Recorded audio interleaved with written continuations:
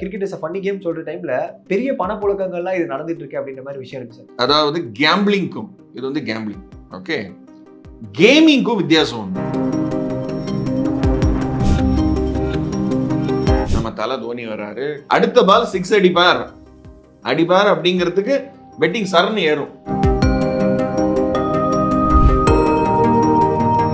ஒரு எக்ஸாம்பிள் சொல்றேன், 6% growth ரேட்ல இந்த ஆன்லைன் ஸ்போர்ட்ஸ் பெட்டிங் மார்க்கெட் வந்து இந்தியாவில் நடக்குது. 15,000 கோடி. ட்ரீம் 11 அப்படின்னு ஒரு கம்பெனி, இன்னைக்கு அவங்களோட யூசர்ஸ் எவ்வளோன்றீங்க, 20 கோடி பேர் இருக்காங்க. ஸோ கேம்பிளிங்கிறது it is element of luck. இதான் வந்து வெட்டிங். இது வந்து கேட்கறதுக்கு நல்ல இன்ட்ரெஸ்டிங்காக இருக்கும், ஆனால் நிறைய பேர் பணத்தை இழக்கிறாங்க. ஹாட் ஸ்டார் பண்ணும்போது ஒரு குறிப்பிட்ட சப்ஸ்கிரிப்ஷன் கட்டணும், ஒரு 199 299 அப்படி கட்டினா நீங்கள் அதை பார்க்கலாம் அப்படின்ற மாதிரி சொன்னாங்க. ஆனால் ஜியோ அதை டேக் ஓவர் பண்ணிட்டு ரொம்ப ஃப்ரீயாகவே கொடுத்துட்டு இருக்காங்க. சார் என்ன தேவை இருக்கு அப்படின்னா வியூவர்ஷிப்பை இன்க்ரீஸ் பண்ணிட்டீங்கன்னா வியாபாரம்.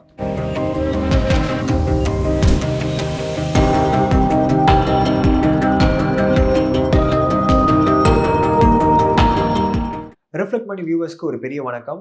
இந்த எபிசோட் நம்ம யார் கூட இணைஞ்சிருக்கோம் அப்படின்னு பார்த்தீங்கன்னா, எக்கனாமிஸ்ட் டாக்டர் ஜிகேஆர் அவர்கள் தான் இணைஞ்சிருக்காரு. அவர்கிட்ட நிறைய ஃபினான்ஷியல் ரிலேட்டட் டவுட்ஸ்லாம் கேட்டு தெரிஞ்சுப்போம். வணக்கம் சார். வணக்கம். எப்படி சார் இருக்கீங்க? சௌக்கியமா இருக்கேன், நீங்க எப்படி இருக்கீங்க? ரொம்ப சௌக்கியமா இருக்கேன் சார். அண்ட் நிறைய ரிலேட்டட் டவுட்ஸ்லாம் எனக்கு இருக்கு சார், ஃபினான்ஷியல் ரிலேட்டட் டவுட்ஸ். அதை நான் கொஞ்சம் லேட்டராக கேட்குறேன். அதுக்கு முன்னாடி ஐபிஎல்லாம் இப்போ கரெக்டாக போயிட்டு இருக்கு, நிறைய பேர் யங்ஸ்டர்ஸ்லாம் அதை விரும்பி பார்க்குறாங்க. எவ்ரி ஒன் வாட்சிங் கிரிக்கெட். அண்ட் இந்த கிரிக்கெட் இஸ் ஃபன்னி கேம் சொல்ற டைம்ல பெரிய பணப்புழக்கங்கள்லாம் இது நடந்துட்டு இருக்கு அப்படின்ற மாதிரி விஷயம் இருக்கு சார். நீங்க எப்படி சார் பாக்குறீங்க கிரிக்கெட்டை? பணப்புழக்கம் நிறைய இருக்கு. அதாவது லீகல் மெத்தட்ல பெட்டிங்கே நடந்துட்டு இருக்கு. லீகலாவே? ஆமா, அதாவது அவங்களுக்கு தெரியாமலே பண்றாங்க. லீகல் நினைச்சுட்டு பண்ணிட்டு இருக்கேன். நிறைய ஆப் சைட்ஸ் இருக்கு. இதை நான் வந்து உங்களை அப்ரிஷியேட் பண்ணணும், இந்த கொஸ்டினை நீங்க கொண்டு வந்தது. இது எல்லாரும் லீகல்னு நினைச்சிட்டு இருக்காங்க. ஒரு சைட்டு பேர்லாம் நான் சொல்ல விருப்பப்படலை, ஏன்னா அதெல்லாம் வந்து அப்ரூவ்டு கிடையாது. எல்லாரும் வந்து அது ஐபிஎல் வந்து டிவியில் காமிக்கிறாங்க, நம்ம தல தோனி வர்றாரு, டக்குன்னு ஒரு 3 6 அடிச்சிட்டாருன்னா வந்து ரேட்டிங் எங்கேயோ போகுது. ஆமா, கரெக்ட். அந்த டைம்ல பெட்டிங்லாம் நீங்க பார்க்கணும். அதாவது அவர் ஒரு 6 அடிச்சிட்டாருன்னா அடுத்த பால் 6 அடிப்பார் அப்படிங்கிறதுக்கு பெட்டிங் சரன்னு ஏறும். ஓகே. ஒரு எக்ஸாம்பிள் சொல்றேன், 6% growth ரேட்ல இந்த ஆன்லைன் ஸ்போர்ட்ஸ் பெட்டிங் மார்க்கெட் வந்து இந்தியாவில் நடக்குது. 15,000 கோடி டர்ன் ஓவர் நடக்கிறது வருஷத்துக்கு. இதுல 15,000 கோடி டர்ன் ஓவர் நடக்குதுன்னா எத்தனை பேரு பணத்தை லூஸ் பண்ணிருப்பாங்க?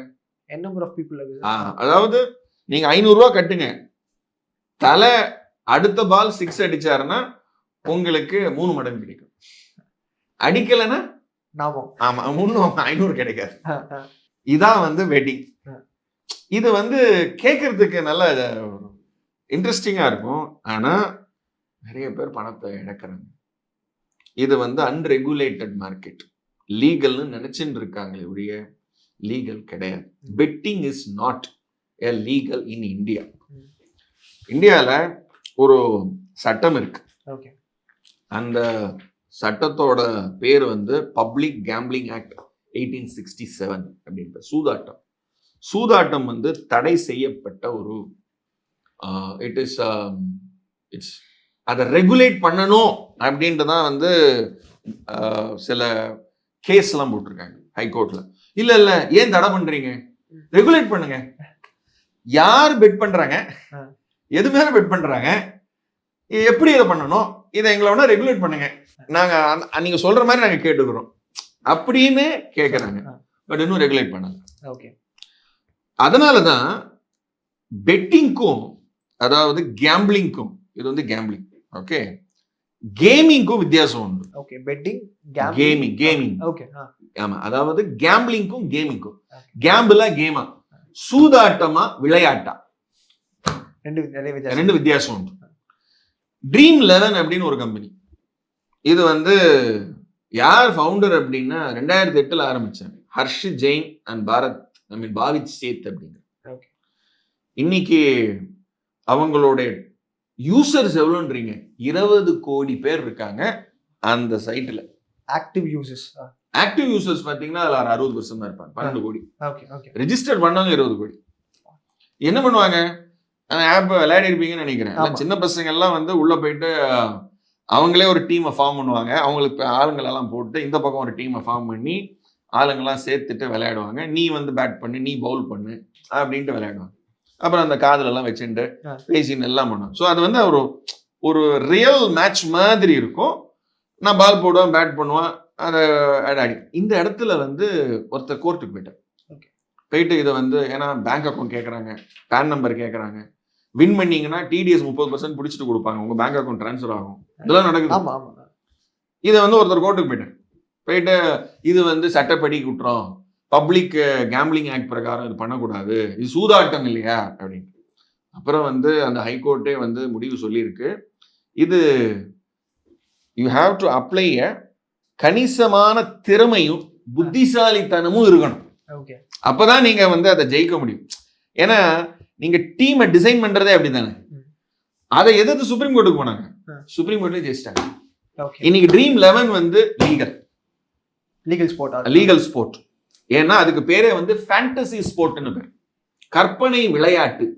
இந்தியாவில் ஒரு அசோசியேஷனே இருக்கு, federation of Indian fantasy sports அப்படின்னு ஒரு ஃபெடரேஷன். இதனுடைய சிஇஓ யாரு, அன்வர் சிர்பூர்வாலான்ட்டு. பிரசிடென்ட் யாரு, ஹர்ஷ் ஜெயின், ட்ரீம் 11ஓட கோ-ஃபவுண்டர் தான்.